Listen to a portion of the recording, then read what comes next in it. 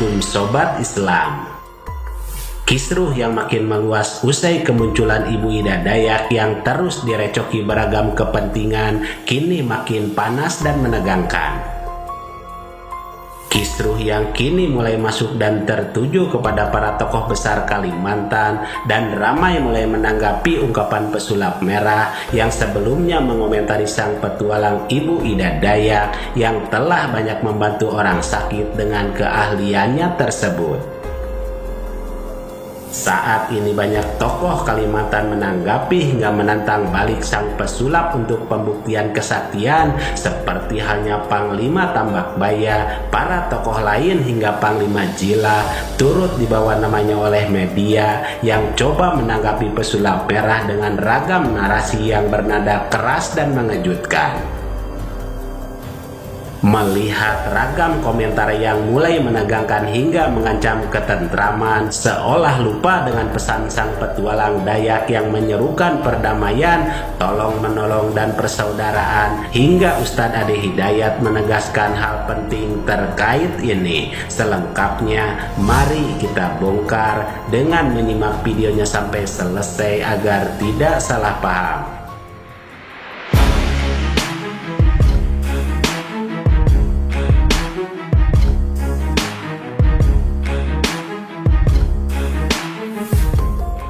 Berawal dari kehadiran Ibu Ida Dayak, sosok penolong yang telah banyak membantu mengobati ragam penyakit, yang dikabarkan ribuan orang sembuh berkat kehadiran Ibu Ida Dayak yang mengobati dengan pijatan ramuan minyak bintang merah khas Dayak Kalimantan. Berawal dari Ibu Dayak itu pula, sosok pesulap merah Marcel Radipal muncul sebab namanya banyak digoreng media yang dikaitkan dengan Ibu Ida Dayak dengan beragam caption yang sesungguhnya tidak berkaitan sama sekali.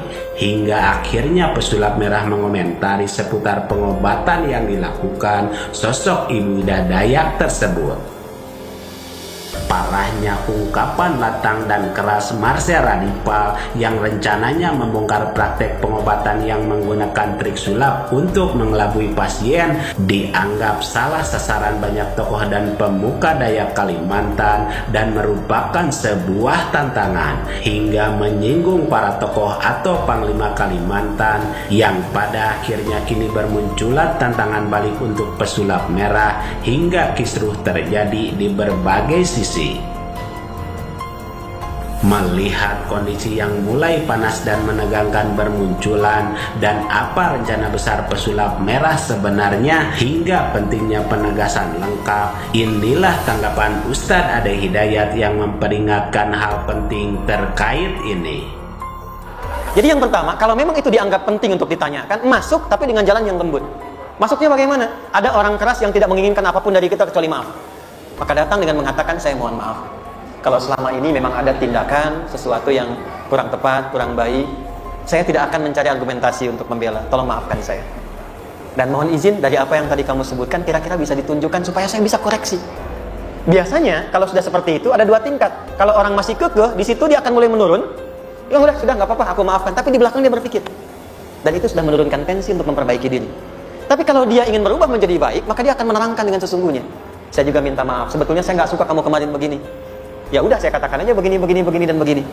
Maka didapatkanlah jalan tengah untuk itu semua, tapi ambil tawaran Allah, karena tawaran manusia belum tentu memenuhi apa yang kita harapkan. Kata Allah, kalau ada orang mencela, kalau ada orang menghujat tidak seperti yang digambarkan, tahan amarah, jangan marah dulu. Kedua, maafkan, lapangkan hati.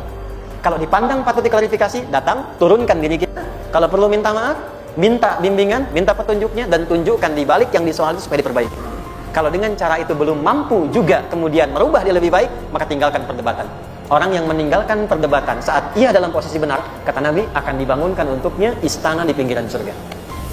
Kembali di sini Ustadz Ade Hidayat bukan mengomentari langsung terkait Ibu Ida Dayak, pesulap merah ataupun yang lainnya, tetapi beliau membahas secara umum soal bab syiar yang mungkin sama sebagai bentuk pencerahan untuk kita semua agar bisa menentukan langkah yang akan bisa kita ambil demi kedamaian dan persaudaraan sesama di negeri kita, hingga pentingnya saling hormat menghormati dan perlunya menjaga lisan agar tidak melukai siapapun, sehingga pesan yang bisa kita ambil terkadang hal yang benar menurut kita adalah hal yang salah menurut orang lain, begitupun sebaliknya. Setiap orang berbeda, unik dengan caranya, dan kamu harus menghargai walau tak berarti kamu harus menyukai semuanya. Menghormati sesama lebih baik, sebab rasa hormat yang kau berikan kepada orang lain merupakan cerminan rasa hormat yang kau berikan kepada dirimu sendiri.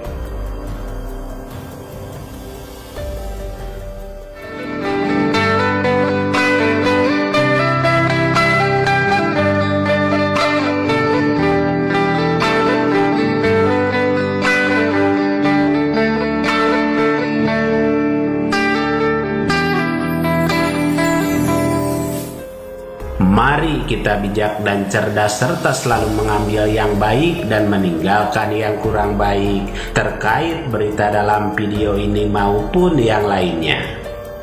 Dan kita ambil saja hikmah kebaikan serta bisa melaksanakan sisi syiar yang beliau sampaikan. Demikian ulasan kami, semoga ada manfaatnya. Mohon maaf atas segala kesalahan dan kehilapan. Wassalamualaikum warahmatullahi wabarakatuh.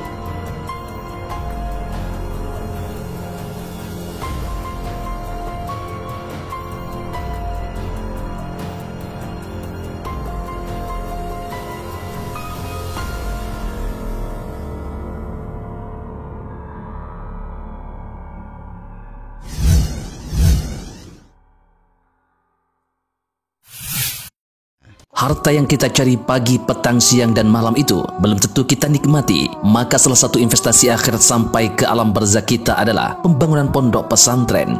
Di antaranya yang terpercaya, pembangunan pondok pesantren Gunung Panda Malang. Rekening wakafnya BRI 1174 01 00554 560 atas nama Pondok Pesantren Gunung Panda. Jangan lupa kontak konfirmasinya 0822 2847 0705. Berkah rezekinya anaknya anak soleh soleha menjadi penghafal Al-Quran dan negeri ini menjadi beldatun thayyibatun wa rabbun ghafur. Pahala terus mengalir meski umur kita telah berakhir.